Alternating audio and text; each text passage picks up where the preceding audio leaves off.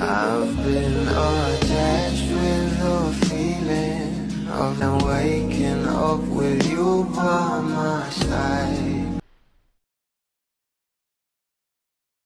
Grabe nga talaga sa bawat ginagawang kanta ng ating Donnie at Bel Mariano na talaga namang palaging trending at LSS malala ang maraming bablis.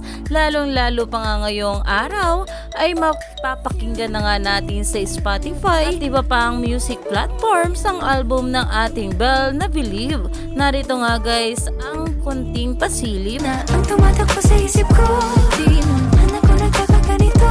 Nangyari nang dumating kang biglaan. Umani nga agad ito ng maraming komento. At ayon pa nga guys dito, Believe the album is now available on streaming platforms in the Philippines. Bel Believe album. At narito pa nga guys ang sabi na pinost naman ng ating Bel Mariano sa kanyang social media account na kung saan ayon nga sa ating Bel, I am so happy dahil sobrang saya talaga ng ating Bel Mariano sa nagawang album nito ngayong sa parating na concert sa July 13. Alam naman natin na sobrang gaganda talaga ng bawat ginagawang kanta ng ating Bel, kaya naman abangers nga ang maraming bula. Narito pa nga guys ang bawat post ng ating Bel at mga komento ng mga bablis patungkol dito.